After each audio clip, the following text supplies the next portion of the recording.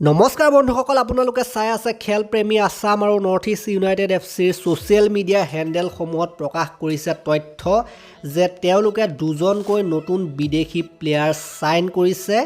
কোন কোন সেইকেইজন আৰু তেওঁলোকে ক'ত ক'ত খেলাৰ অভিজ্ঞতা আছে, ক'ৰ প্লেয়াৰ, সেইসমূহ আজি এই ভিডিঅ'টোত আমি আলোচনা কৰিম।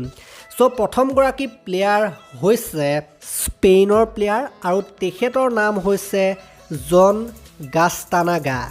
আৰু এই জন গাস্তানাগা নামৰ প্লেয়াৰজন সাধাৰণতে অভিজ্ঞতা সম্পন্ন এজন প্লেয়াৰ। স্পেইনৰ উচ্চ পৰ্যায়ৰ লীগত খেলাৰ অভিজ্ঞতা আছে, ইউৰোপৰ উচ্চ পৰ্যায়ৰ লীগত খেলাৰো তেখেতৰ অভিজ্ঞতা আছে। গতিকে যথেষ্ট অভিজ্ঞতা আছে। পিকচাৰসমূহ আপোনালোকে দেখিব পাৰিছে, কিমান ডাঙৰ ডাঙৰ ফুটবলাৰৰ লগত তেখেতৰ ফটো আছে, খেলাৰ অভিজ্ঞতা আছে। আপোনালোকে নিশ্চিতভাৱে ইয়াৰ পৰা আপোনালোকে ধাৰণা কৰিব পাৰিব। মেছিৰ লগতো আপোনালোকে দেখিবলৈ পাইছে। চ' এখেত সাধাৰণতে ডিফেণ্ডাৰ হিচাপে খেলে, কিন্তু ডিফেণ্ডাৰ হিচাপে খেলাৰ লগতে তেখেতে ডিফেন্সিভ মিডফিল্ডতো খেলিব পাৰে, অৰ্থাৎ যিটো মিডফিল্ডত ডিফেন্স হিচাপে লাগে সেইটো কৰিব পাৰে কাম।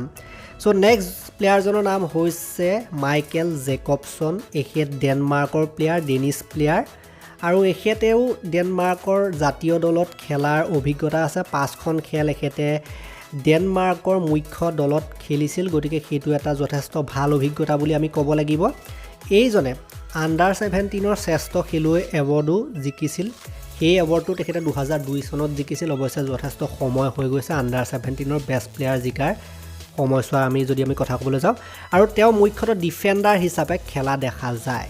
চ' এইদৰে নৰ্থ ইষ্ট ইউনাইটেড এফচিয়ে দুজনকৈ ডিফেণ্ডাৰ ছাইন কৰিছে বৰ্তমান সময়ছোৱাত, আৰু আমি আশা কৰিছোঁ যে এখেতসকলে ভাল অৱদান দি নৰ্থ ইষ্ট ইউনাইটেড এফচিক জয়যুক্ত কৰাত মুখ্য অৱদান দিব।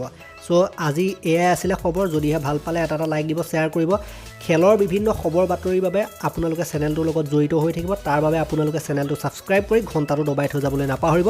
ফুটবল লভাৰসকললৈ, ISL লভাৰসকললৈ আৰু নৰ্থ ইষ্ট ইউনাইটেড এফচিৰ সমৰ্থকসকললৈ ভিডিঅ'টো শ্বেয়াৰ কৰিবলৈ নাপাহৰিব। তেতিয়ালৈকে ধন্যবাদ।